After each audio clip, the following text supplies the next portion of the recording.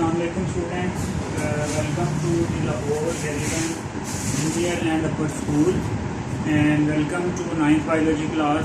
बेटा उम्मीद करता हूँ कि आप सब खैरियत से होंगे और जो है अपनी स्टडीज़ पे भी पूरी तरह से फोकस कर रहे होंगे। बेटा 9th बायोलॉजी में चैप्टर नंबर 6 हमने शुरू किया हुआ था एंजाइम, और इस चैप्टर को हम काफ़ी डिटेल में सारे का सारा जो चैप्टर है वो डिस्कस कर चुके हैं। आज के लेक्चर में बेटा हम जो इसके रिव्यू क्वेश्चंस हैं, जो इसकी एक्सरसाइज है, वो हम क्या करेंगे, सॉल्व करेंगे। ठीक है, तो बेटा पेज चैप्टर नंबर है आपके पास 6 एंजाइम्स, और हम आज जो करने जा रहे हैं वो है इसकी रिव्यू एक्सरसाइज। और जो बेटा पेज नंबर है आपके पास वो है 115। ठीक है, तो पेज अपनी बुक्स बेटा ओपन कर लें, साथ साथ जो क्वेश्चन हैं वो अपने मार्क करते जाएं। तो पहला बेटा यहाँ पे क्वेश्चन है, क्वेश्चन नंबर 1 है आपके पास, what is true about enzyme. ठीक है, अगर हम एमसीक्यू नंबर 1 की बात करें तो बेटा उसमें वो कह रहा है कि what is true about the enzyme, के एंजाइम के हवाले से जो नीचे स्टेटमेंट्स दी गई हैं उनमें से जो कौन सी स्टेटमेंट है वो दुरुस्त है। तो बेटा ऑप्शन ए है आपके पास, they make biochemical reaction to proceed spontaneously. ठीक है, कि मतलब ये क्या करते हैं, दे मेक बायोकेमिकल रिएक्शन मतलब फौरन से, स्पॉन्टेनियसली, अचानक से किसी भी रिएक्शन को ये क्या करवा देते हैं, टेक प्लेस करवा देते हैं। लेकिन हम जानते हैं कि ऐसा एंजाइम्स में नहीं होता। वो सिंपली क्या करते हैं, रिएक्शन रेट को इंक्रीज जरूर करते हैं, लेकिन स्पॉन्टेनियसली जो कोई भी रिएक्शन है उसको जो है वो अकर नहीं करवाती। ठीक है, ऑप्शन बी है आपके पास, they lower the activation energy of a reaction. ठीक है, तो हमें पता है कि एंजाइम क्या करते हैं, they lower the activation of energy of the chemical reaction. तो हमारे पास जो बी ऑप्शन होगा वो क्या होगा, करेक्ट होगा। वो क्या है आपके पास, enzyme lower the activation energy of chemical reaction. Clear हो गया। चलें, जो तीसरा ऑप्शन है बेटा वो भी देखते हैं कि they are not very specific in their choice of substance. जबकि बेटा ऐसा नहीं है। जो कल ही हमने टॉपिक डिस्कस किया था उसमें हमने एंजाइम स्पेसिफिसिटी की बात की थी कि जो आपके पास एंजाइम्स हैं वो क्या हैं, स्पेसिफिक हैं। जैसे कि प्रोटीन्स के लिए प्रोटीएजेस थे, कार्बोहाइड्रेट्स के लिए एमाइलेजेस थे, और जो आपके पास लिपिड्स हैं उनके लिए लाइपेज एंजाइम था। क्लियर है। तो ये वाला जो सी ऑप्शन है ये भी यहाँ पे नहीं हो सकता। नेक्स्ट है आपके पास D option, they are needed in large quantity. जबकि ऐसा नहीं है, एंजाइम छोटी अमाउंट में भी हो तो जो केमिकल रिएक्शन है वो प्रोसीड हो सकता है। लिहाजा जो आपके पास ऑप्शन बी था, enzyme lower the activation energy of a chemical reaction, तो वही आपके पास क्या है, दुरुस्त है। ठीक है, आते हैं क्वेश्चन नंबर 2 पे। एमसीक्यू नंबर 2 आपके पास क्या है बेटा, उसकी स्टेटमेंट पढ़ें। To what category of molecules do enzyme belongs, मतलब कि आपके पास जो एंजाइम्स हैं उनकी नेचर क्या होती है, वो किस से, या उनकी जो नेचर है वो क्या होती है, या वो किस तरह के जो आपके पास मॉलिक्यूल होते हैं। ऑप्शन ए है आपके पास कार्बोहाइड्रेट्स, ऑप्शन बी है लिपिड्स, ऑप्शन सी है न्यूक्लिक एसिड, और ऑप्शन डी है आपके पास प्रोटीन्स। तो हमें पता है कि enzymes are the globular proteins, तो ऑप्शन आएगा आपके पास बेटा जी ऑप्शन डी। क्लियर हो गया। चलें, अब आते हैं एमसीक्यूज नंबर 3 पे, कि जो थर्ड एमसीक्यूज है उसमें क्या, उसकी स्टेटमेंट देखें। Which is true about cofactor. तो कोफैक्टर जरा जल्दी से रिवाइज करें कि कोफैक्टर क्या था। बेटा हमने बात की थी कि कुछ जो आपके पास एंजाइम्स होते हैं वो डायरेक्टली जो है केमिकल रिएक्शन को स्पीड अप करने में उनको किसी और जो नॉन प्रोटीन पार्ट है उसकी जरूरत नहीं होती। जबकि ऐसे एंजाइम्स तो हमारे पास भी मौजूद होते हैं जिनमें जो प्रोटीन पार्ट के साथ साथ जो नॉन प्रोटीन पार्ट है वो भी रिक्वायर्ड होता है। वो जो नॉन प्रोटीन पार्ट था किसी एंजाइम का उसको हमने क्या कहा था, वो फैक्टर। ठीक है, तो यहाँ पे पहले देखते हैं जी, पहला ऑप्शन है एमसीक्यू नंबर 1 का A, break hydrogen bonds in protein. जबकि ऐसा हमने कुछ भी नहीं पढ़ा पूरे चैप्टर में। फिर है जी हेल्प फैसिलिटेट एंजाइम एक्टिविटी। हाँ, ऐसा हो सकता है कि एंजाइम एक्टिविटी, एंजाइम को क्या करते हैं, फैसिलिटेट। जो उनका नॉन प्रोटीन पार्ट होता है वो एंजाइम को क्या कर रहा होता है, फैसिलिटेट कर रहा होता है। जो थर्ड है आपके पास इंक्रीज एक्टिवेशन एनर्जी, नहीं, एंजाइम बिल्कुल ऐसा नहीं करते। इसके बाद आर कंपोज्ड ऑफ प्रोटीन, जबकि हमें पता है कि जो कोफैक्टर्स हैं वो नॉन प्रोटीन पार्ट होते हैं। तो जो आपके पास ऑप्शन यहाँ पे आएगी वो आएगी ऑप्शन बी। ठीक है, ऑप्शन बी में क्या है कि जो कोफैक्टर्स हैं वो एंजाइम को फैसिलिटेट करते हैं, एंजाइम की मदद करते हैं कि वो जो है अपना जो बायोलॉजिकल एक्शन है वो परफॉर्म कर सके। क्लियर हो गया? चलें जी, अब चलते हैं नेक्स्ट बेटा। नेक्स्ट है आपके पास prosthetic groups. Question number 4, prosthetic groups are, कि आपके पास जो प्रोस्थेटिक ग्रुप्स हैं वो क्या हैं? जरा दोबारा से याद करें, जब हमने कोफैक्टर की बात की थी तो कोफैक्टर दो तरह के हो सकते थे, एक ऑर्गेनिक कोफैक्टर और दूसरे इनऑर्गेनिक कोफैक्टर।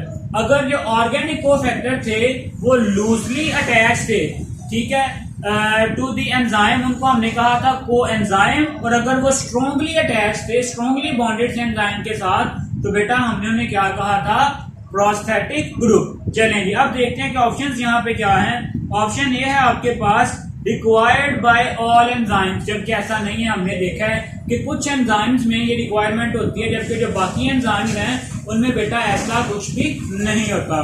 ठीक है, ऑप्शन बी है आपके पास लूजली अटैच विद प्रोटीन। ठीक है, जबकि लूजली जो अटैच होते हैं वो क्या होते हैं? को एंजाइम। ये ऑप्शन भी नहीं हो सकता। ऑप्शन थर्ड है आपके पास प्रोटीन्स इन नेचर, जबकि हमने कहा था कि ये नॉन प्रोटीन पार्ट है। ऑप्शन डी है आपके पास टाइटली बाउंड एंजाइम, तो यही आपके पास जो एमसीक्यू नंबर 4 है उसका भी यही ऑप्शन होगा कि जो आपके पास एंजाइम जो आप कह सकते हो प्रोस्थेटिक ग्रुप है वो स्ट्रॉन्गली अटैच होता है किसके साथ? एंजाइम के साथ। क्लियर है? चलें जी, नेक्स्ट है आपके पास question number 5, when we add more substrate to an already occurring enzymatic reaction. ठीक है, हमारे पास कोई रिएक्शन हो रहा है, उसमें हम क्या करते हैं? सबस्ट्रेट्स को ऐड करते हैं। ठीक है, तो क्या सिचुएशन क्या दिया उसने? And there is no increase in rate of reaction. क्या कह रहा है बेटा क्वेश्चन नंबर 5 में कि हमारे पास एक केमिकल रिएक्शन है, ठीक है, हम केमिकल रिएक्शन में सबस्ट्रेट्स को ऐड कर रहे हैं, जबकि रिएक्शन रेट इंक्रीज नहीं हो रहा। तो क्या है ये? कौन सी स्टेज होगी? सैचुरेशन स्टेज होगी। क्यों बेटा? जब मैंने आपको सबस्ट्रेट कंसंट्रेशन का टॉपिक पढ़ाया था तो मैंने आपको वहां बताया था कि शुरू में जब हम एंजाइम सबस्ट्रेट कंसंट्रेशन बढ़ाते हैं तो जो एंजाइम रिएक्शन है वो क्या हो जाता है? तेज हो जाता है। लेकिन बेटा एक टाइम आता है जब जितनी भी एक्टिव साइट्स होती हैं आपके पास एंजाइम की वो क्या हो जाती हैं? फिल हो जाती हैं। जब अब अगर हम मजीद भी जो है वो ऐड करेंगे सबस्ट्रेट, लेकिन जो है रिएक्शन रेट इंक्रीज नहीं होगा। चलें जी, तो ये इसके ऑप्शन देखते हैं। ऑप्शन ए है all active sites have been occupied by the substrate molecule. ठीक है, बिल्कुल ऐसा ही है कि जब पहले से ही जो तमाम एक्टिव साइट्स हैं वो सबस्ट्रेट के साथ फिल हैं, तो जो मजीद आने वाले सबस्ट्रेट हैं उनको एंजाइम अवेलेबल नहीं होगा और जो रिएक्शन रेट है वो इंक्रीज नहीं होगा। ठीक है, ऑप्शन बी है the enzyme molecules have denatured. नहीं, ऐसा नहीं होता। एंजाइम डीनेचर्ड तो कब होते हैं? जब एक लिमिट से जब हम टेम्परेचर को इंक्रीज करते हैं। ठीक हो गया। थर्ड वन ऑप्शन है आपके पास more substrate active as an inhibitor. नहीं, ऐसा कुछ भी नहीं है। डी ऑप्शन है more substrate has disturb the pH of the medium. ऐसा भी नहीं है। सो हमारे पास ऑप्शन आएगा ऑप्शन ए, जिसके मुताबिक क्या है कि जो all of the active sites of enzymes are already filled. ठीक हो गया। चलें, नेक्स्ट है बेटा आपके पास एमसीक्यू नंबर 6। उसमें पूछ रहा है कि which of the graph correctly shows the effect of temperature on the rate of an enzyme control। Mean के क्वेश्चन नंबर 6 में वो पूछ रहा है कि ऐसा कौन सा ग्राफ है जो टेम्परेचर के इफेक्ट को शो कर रहा है। तो बेटा हमें पता है कि जब हमने टेम्परेचर का इफेक्ट पढ़ा था तो जैसे जैसे शुरू में टेम्परेचर हम इंक्रीज करते हैं तो जो आपके पास रिएक्शन रेट है वो क्या हो जाता है? इंक्रीज हो जाता है। ठीक है, इस साइड पे हम ले लेते हैं टेम्परेचर, ठीक है, और इस साइड पे होता है आपके पास रिएक्शन रेट। ठीक है, अब देखिए जैसे जैसे टेम्परेचर इंक्रीज हो रहा है वैसे वैसे रिएक्शन रेट भी इंक्रीज हो रहा है और एक पॉइंट आता है जहां पे क्या हो जाता है? मैक्सिमम हो जाता है और उसके बाद यहाँ पे डीनेचुरेशन भी शुरू हो जाती है। क्या शुरू हो जाती है? Denaturation of enzyme. तो बेटा ये वाला जो ग्राफ होगा ये शो करेगा enzyme effect of temperature on enzyme. तो ये आपकी बुक में ग्राफ नंबर कौन सा है? Graph number D. तो इसका ऑप्शन क्या होगा आपके पास? डी। तो क्लियर है बेटा, हमने सारे एमसीक्यूज 1 बाय 1 देखे हैं कि किस तरह से जो है हमने इनकी जो सब ऑप्शंस हैं सारी की सारी बेटा वो भी डिस्कस किए हैं, ताकि जो तमाम पॉइंट्स हैं बेटा आपके वो क्या हो जाएं? क्लियर हो जाएं। क्लियर है? चलें अब आते हैं इसके बाद बेटा हम जो है इस जो नेक्स्ट क्वेश्चन है हमारे पास, जिनको रिव्यू क्वेश्चन भी कहा जाता है, उनकी तरफ आते हैं। वैसे तो मैं साथ साथ आपको शॉर्ट क्वेश्चन सारे बताता रहा हूं, लेकिन फिर भी एक दफा यहाँ पे डिस्कस करते हैं। अंडरस्टैंडिंग दी कॉन्सेप्ट्स में देखें पहले, how would you define enzyme? तो किस तरह आप डिफाइन करेंगे? Enzymes are the globular proteins which catalyze a reaction but do not take part in the chemical reaction। Clear हो गया? ये सारे क्वेश्चंस बेटा मैंने साथ साथ आपको मार्क करवाए, इसलिए सिर्फ मैं आपको यहाँ पे उनकी हेडिंग्स और मेन पॉइंट्स बताऊंगा, बाकी जो क्वेश्चन है वो आप लोग खुद इनको प्रिपेयर करेंगे। ठीक है, नेक्स्ट क्वेश्चन है आपके पास, what do you mean by the activation energy and why it is referred in the definition of enzyme?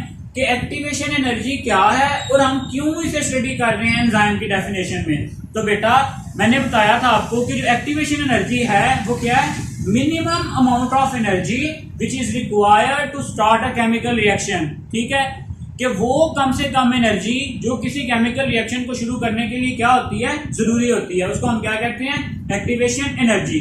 अब बेटा हम एंजाइम उसको क्यों स्टडी कर रहे हैं? क्योंकि एंजाइम उस एक्टिवेशन एनर्जी को क्या करते हैं? कम कर देते हैं, ताकि रिएक्शन क्या हो जाए? स्पीड अप हो जाए। क्लियर हो गया? चलें जी, क्वेश्चन 3 है आपके पास, in a range of 0 to 35 degree centigrade the rate of reaction of an enzyme is proportional to temperature. क्या कह रहा है कि जैसे जैसे हम 0 से लेके 35 डिग्री तक जो है टेम्परेचर बढ़ाएंगे, 5, 10, 15, फॉर एग्जाम्पल यहाँ पे आपके पास 35 है, हम यहाँ पे 10 के एवरेज रख लेते हैं। ठीक है, यहाँ पे आगे आपके पास 10, 20, 30, ये आ जाएगा आपके पास यहाँ पे 35, यहाँ पे 40। ठीक है, कि वो कह रहा है जब हम 0 से 35 डिग्री तक टेम्परेचर को इंक्रीज करते हैं तो क्या होता है? आपके पास जो रिएक्शन रेट है वो भी क्या होता है? प्रोपोर्शनल होता है, इंक्रीज होता जाता है। लेकिन above 35 degree and below 0 degree centigrade enzyme activity slow down. अब वो कैसा है? अगर हम टेम्परेचर 0 से कम कर दें और जो 35 से अबव करें तो जो एंजाइम एक्टिविटी है वो क्या हो जाती है? स्लो डाउन हो जाती है। उसकी क्या रीजन है बेटा? उसकी यही रीजन है कि शुरू में तो जो आपके पास हीट है वो एक्टिवेशन एनर्जी को क्या कर देती है? कम कर देती है, और रिएक्शन क्या हो जाता है? स्पीड अप हो जाता है। लेकिन एक लिमिट के बाद जो एंजाइम है वो क्या होना शुरू हो जाते हैं? डीनेचर शुरू होना शुरू हो जाते हैं, जैसे कि 35 से अबव और 0 डिग्री से बिलो। इस वजह से जो है रिएक्शन रेट है वो क्या होता है? आपके पास इंक्रीज नहीं होता। चलें जी, नेक्स्ट है आपके पास, how does pH effect enzyme activity? हमने देखा था कि पीएच का एक बहुत सीवियर किस्म का इफेक्ट है। जो डिफरेंट एंजाइम्स हैं वो अपनी ऑप्टिमम पीएच पे मैक्सिमम काम करते हैं। ठीक है, और उसके लिए हम उसको ऑप्टिमम पीएच कहते हैं। कुछ एंजाइम है जो लेस पीएच पे ज्यादा अच्छा काम करते हैं, कुछ एंजाइम है जो हाई पीएच पे ज्यादा अच्छा काम करते हैं। तो वो जो सारा फैक्टर है वो डिटेल में डिस्कस करके आए हैं, वही आप इसके आंसर में लिखेंगे। ठीक है, नेक्स्ट है जी क्वेश्चन 5 आपके पास, what characteristics of enzyme makes them specific for substrate? क्योंकि बेटा इनकी क्या होती है? स्पेसिफिक जो है एक्टिव साइट होती है, जो आपके पास जब सबस्ट्रेट के साथ आके बाइंड होती है, तो यही वजह से जो एंजाइम है वो क्या होते हैं? स्पेसिफिक होते हैं इन नेचर। इसके बाद है बेटा क्वेश्चन नंबर 6 है आपके पास, describe briefly factor that effect the activity of enzyme. Detail में डिस्कस करके आए हैं, temperature, substrate concentration and the pH. Question number 7 है, describe the lock and key model mechanism. कल ही पढ़ा अभी हमने कि लॉक एंड की मैकेनिज्म के मुताबिक क्या था कि जिस तरह एक आपके पास जो स्पेसिफिक जो आपके पास लॉक है वो एक ही की से ओपन होता है, बिल्कुल उसी तरह जो एक एंजाइम है वो सिर्फ एक ही सबस्ट्रेट के साथ बाइंड करता है। ठीक है, जैसे ये इसकी एक्टिव साइट है, यहाँ पे जब कोई एंजाइम आके बाइंड करेगा, ठीक है बेटा, इस तरह इसे हम इस तरह शो कर सकते हैं। ठीक है, ये इसकी क्या थी, एक्टिव साइट एंजाइम की, ये सबस्ट्रेट, ये एंजाइम, तो बिल्कुल फिक्स्ड हो जाएंगे ये आपस में। एक्टिव साइट बिल्कुल जो है रिजिड स्ट्रक्चर है according to lock and key model, कल हम डिस्कस किया था, वही इसका आंसर होगा। फिर है बेटा शॉर्ट क्वेश्चन हैं। शॉर्ट क्वेश्चन नंबर 1 है define cofactor and coenzyme. Detail में देख के आए हैं। कोफैक्टर क्या आपके पास non protein part of enzyme is called as cofactor. फिर कोएंजाइम क्या है, if the organic cofactor is loosely attached to the enzyme. ठीक है, क्या, if the organic cofactor is loosely attached to the enzyme then this cofactor is called as coenzyme। इसके बाद है बेटा what is the main uses of enzyme in paper industry। हमने देखा है कि पेपर इंडस्ट्री में किस तरह से जो एंजाइम है वो डिफरेंट इंडस्ट्रीज में हम देख के आए हैं कि यूजेस ऑफ एंजाइम में ये आप टॉपिक वहां पे मेंशन कर सकते हैं। क्लियर हो गया। तो बेटा this is all about the exercise, review questions. मैंने बहुत सारे क्वेश्चन जो आपको सिर्फ हिंट्स दिए हैं, बाकी क्वेश्चन हम सारे पूरे चैप्टर में डिस्कस करके आए हैं। आप खुद से देखें, खुद से स्टडी करें। ठीक है, और जहां पे बेटा अगर कोई आपका क्वेश्चन है तो वो आप कमेंट सेक्शन में पूछ सकते हैं। इंशाल्लाह फिर कल से हम नेक्स्ट चैप्टर शुरू करेंगे, और तब तक के लिए अल्लाह हाफिज।